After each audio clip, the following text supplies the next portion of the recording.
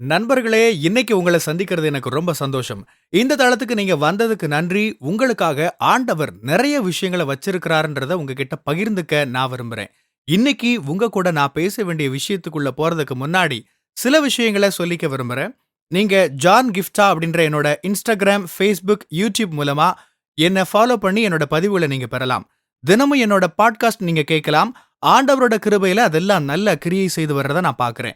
நீங்களும் அத தினமும் கேளுங்க. நிச்சயமா அது உங்களுக்கு ஒரு பெரிய ஆசீர்வாதமா இருக்கும்னு என்னால சொல்ல முடியும். ஜான் கிஃப்டா அப்படின்ற என்னோட யூடியூப் சேனல தினமும் பார்க்க மறக்காதீங்க.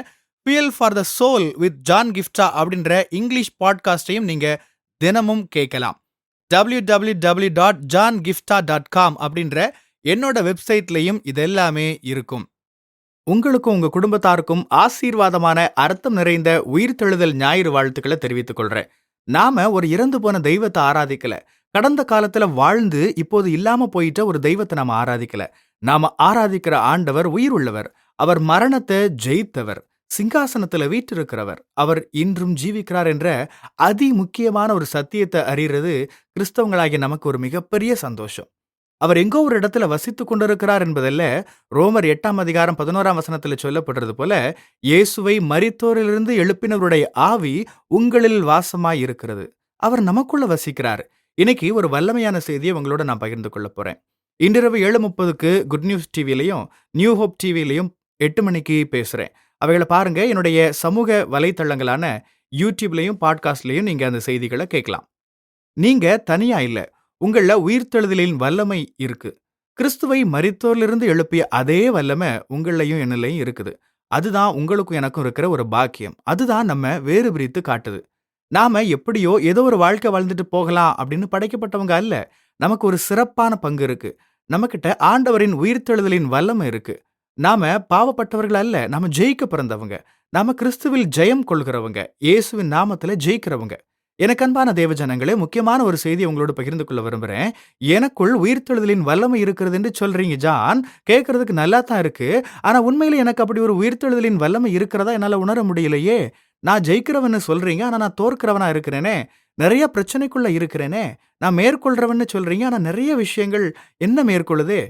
எதிரியால என் மீது வீசப்படுற தடைகள் என்ன மேற்கொள்ளுதே. எப்படி எனக்குள்ள உயிர்த்தெழுதலின் வல்லமை இருக்குன்னு சொல்றீங்க? என்னால அத உணர முடியலையே. என் வாழ்க்கையில அத பார்க்க முடியலையே ஜான்னு ஒருவேளை நீங்க சொல்லலாம். பாருங்க, ஃபோன் இருக்குது இல்லையா? அதுல ஒரு பவர் பேட்டரி இருக்கு. நீங்க அத உணர்றீங்களோ இல்லையோ, அத பார்க்குறீங்களோ இல்லையோ, அந்த ஃபோனுக்குள்ள பேட்டரி இருக்குதுன்ற உண்மைய நீங்க மாத்த முடியாது. எப்படி அந்த ஃபோனுக்குள்ள இருக்கிற பேட்டரிய நீங்க உணர முடியலனாலும், அது தன்னோட வேலைய செய்யுதோ, அதே மாதிரி உங்களுக்குள்ளேயும் எனக்குள்ளேயும் அந்த வல்லமை இருக்கு. அத நீங்க உணர்றீங்களோ இல்லையோ, அது கிரியை செய்றத நீங்க பார்க்குறீங்களோ இல்லையோ, அந்த வல்லமை இருக்கத்தான் செய்யுது. பேட்டரி இல்லன்னா அவங்களோட ஃபோன நீங்க பயன்படுத்த முடியாது. சில சமயங்கள்ல நீங்க சில சவால்கள மேற்கொண்டிருப்பீங்க. அது உங்களால முடிஞ்சதோ, நீங்க சாதிச்சதோ அல்ல. உங்களுக்குள்ள இருக்கிற அந்த உயிர்த்தெழுதலின் வல்லம, நீங்க உணராமலும் செயல்படுறத பார்க்காமலும் இருந்தாலும், அந்த வல்லம தான் உங்களோட சவால்கள மேற்கொள்ள வச்சிருக்குது. சரி, எனக்குள்ள உயிர்த்தெழுதலின் வல்லமை இருக்குதுன்னா, ஏன் எனக்கு இப்படி பிரச்சனைகள் இருக்கு? எனக்கு ஏன் இப்படியான போராட்டங்கள் இருக்கு அப்படின்னு நீங்க யோசிக்கலாம். இயேசு பூமியில இருந்தப்ப சொன்னாரு, "உலகத்தில உங்களுக்கு உபத்திரவம் உண்டு" அப்படின்னு. நீங்க மறுபடியும் பிறந்த, வேதத்த விசுவாசிக்கிற, மலைய அசைக்கிற விசுவாசத்த வச்சிருக்கிற, அந்நிய பாஷைகள் பேசுகிற, பாவத்த வெறுக்கிற கிறிஸ்தவனா நீங்க இருந்தாலும் கூட, வாழ்க்கையில பிரச்சனைகள் இல்லாம இருக்காது. உங்களுக்கு விதிவிலக்கு கொடுக்கப்படல. நீங்க இப்படிப்பட்ட போராட்டங்கள் ஊடா போகலாம். இப்படியான மரண பள்ளத்தாக்கு ஊடா நீங்க போகலாம். ஆனாலும் அது உங்களோட முடிவல்ல. உலகத்திலே உங்களுக்கு உபத்திரவம் உண்டுன்றது உண்மதான். ஆனாலும் திடன் கொள்ளுங்கள். உலகத்த நான் ஜெயித்தேன்னு சொல்ற அதே ஆண்டவர் உங்களுக்கும் ஜெயம் தருவார்ன்ற நல்ல செய்தி நமக்கு உண்டு. ஆமா. நாம மரண பள்ளத்தாக்கின் ஊடா நடந்தாலும், அதன் ஊடாகத்தான் நாம போறோம். அத தாண்டி போகிறோம். அதாவது, அத தாண்டி உயர்ந்த கன்மலையில நம்ம நிறுத்தப்படுவோம். நீங்க கடும் புயலுக்குள்ள போனாலும், கழுக போல பறந்து எழும்புவீங்க. நீங்க அக்கினி ஊடா நடந்து போனாலும், உங்க மேல அக்கினி பற்றாது. அக்கினியின் வாசம் கூட உங்க மேல இருக்காது. போராட்டங்கள கடந்து போனாலும் அழகான வாழ்க்கை உங்களுக்கு உண்டு. உங்க வாழ்க்கையில சில சமயங்கள்ல நீங்க யோசிக்கலாம், என் வாழ்க்கையில உயிர்த்தெழுதலின் வல்லமை இல்லையே. என்னால அத பார்க்க முடியலையே. நான் அத உணரலையே. எனக்கு இவ்ளோ போராட்டங்கள் இருக்கே அப்படின்னு நீங்க யோசிக்கலாம். நீங்க அப்படியான போராட்டங்கள் ஊடா போனாலும் அவைகள் உங்களை மேற்கொள்ளாது. உங்கள நிறுத்தி வைக்கிற மாதிரியான புயல் வந்தாலும், அது உங்கள நிறுத்த முடியாது. ஆண்டவர் உங்கள வலுவானவர்களா மாற்ற அத பயன்படுத்துறாரு. ராட்சதன் உங்கள மேற்கொள்றதுக்காகவோ, உங்கள அடிமைப்படுத்தவோ வரல. உங்களோட இலக்குக்கு நேரா உங்கள அடுத்த நிலைக்கு உயர்த்துறதுக்காகத்தான் அவன உங்க வாழ்க்கையில ஆண்டவர் அனுமதிக்கிறாரு. வாழ்க்கையில உங்களுக்கு சில கேள்விகள் வரலாம். இந்த உயிர்த்தெழுதலின் வல்லமை என் வாழ்க்கையில எங்க? வாழ்க்கை முரண்பாடா போயிட்டு இருக்கே. யோவான் 11ஆம் அதிகாரத்துல வேதம் சொல்லுது, நானே உயிர்த்தெழுதலும் ஜீவனுமாய் இருக்கிறேன். பாருங்க, எனக்கு ஜீவன் இருக்குன்னு சொல்லப்படல, நானே ஜீவனுமாய் இருக்கிறேன்னு சொல்லப்பட்டிருக்கு. ஜீவனாகவே இருந்த இயேசு மரித்து கல்லறையில அடக்கம் பண்ணப்பட்டாரு. இது முரண்பாடா தெரியலாம். சில சமயங்கள்ல நம்ம வாழ்க்கையும் கூட இப்படியான முரண்பாடா தெரியலாம். உங்களோட ஆண்டவர் பரிகாரி, அவர் சுகப்படுத்துவார்ன்னு சொல்றீங்க. நீங்க ஏன் இன்னும் நோயோட இருக்கீங்க? உங்களோட ஆண்டவர் தேவைகளை சந்திப்பார்ன்னு சொல்றீங்க. பின்ன ஏன் கடன்கள அடைக்க முடியாம திணறிட்டு இருக்கிறீங்க? அதன் காலத்துல ஆண்டவர் சகலத்தையும் செய்வார்ன்னு சொல்றீங்க. ஆனா உங்களுக்கு எதுவுமே சரியா நடக்கலையே. உங்களுக்கு இன்னும் வேலை கிடைக்கலையே. நீங்க ஏன் இவ்ளோ பிரச்சனைகளோட போராடிட்டு இருக்கிறீங்க? எந்த முன்னேற்றமும் இல்லையே அப்படின்னுலாம் மக்கள் உங்கள கேட்கலாம். சில சமயங்கள்ல உங்க வாழ்க்கை முரண்பாடா தெரியலாம். ஆனா அது எப்பவுமே அப்படியே இருக்க போறதில்ல. இயேசு கல்லறையில 3 நாள் இருந்தது போலவே, உங்க வாழ்க்கையிலயும் சில காலங்கள் அனுமதிக்கப்பட்டிருக்கலாம்.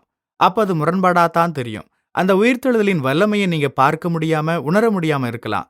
ஆனா எப்படி இயேசு 3ஆம் நாள்ல மரணத்த ஜெயித்து வெற்றியாய் மரித்தோரிலிருந்து எழுந்தாரோ, அப்படி உங்களோட உயிர்த்தெழுதலின் நாளும் வரும். உங்களோட வாழ்க்கையிலயும் ஆண்டவரோட உயிர்த்தெழுதலின் வல்லமை வெளிப்படுறத நீங்க பார்ப்பீங்க. நம்ப முடியாத, கற்பனை செய்யவே முடியாத ஆண்டவரோட வல்லமை உங்க வாழ்க்கையில உங்க மூலமா வெளிப்படுறத நீங்க பார்ப்பீங்க. நீங்க அத உணராம இருக்கலாம். ஆனா நடக்கும். அது நடக்கப் போகுது. இயேசு கல்லறையில இருந்தது முரண்பாடா தெரியலாம். இயேசுவின் சரீரத்த கல்லறையில வைத்து பெரிய கல்ல புரட்டி வைத்தார்கள்னு நம்ம வாசிக்கிறோம். கல்லுக்கும் பாறைக்கும் உள்ள வித்தியாசத்த யோசிச்சா, பாறை அப்படின்றது பெரியது, கனமானது. கல் அப்படின்றது ரொம்ப சின்னது. கல்லுக்கும் பாறைக்கும் சண்டைன்னா பாறை தான் ஜெயிக்கும். ஏசாயா 26ல கர்த்தராகிய யெகோவா நித்திய கன்மலைன்னு வாசிக்கிறோம். இந்த நித்திய கன்மலையானவர் ஒரு கல்லை வைத்து அடக்கம் பண்ணப்படுறாரு. அந்த கல்லறை கல்லால் மூடப்பட்டது. ஒரு பாறைய, கன்மலைய எப்படி கல் மூட முடியும்? ஒரு கல் எப்படி பாறைய மேற்கொள்ள முடியும்? அது சத்தியமில்லாதது.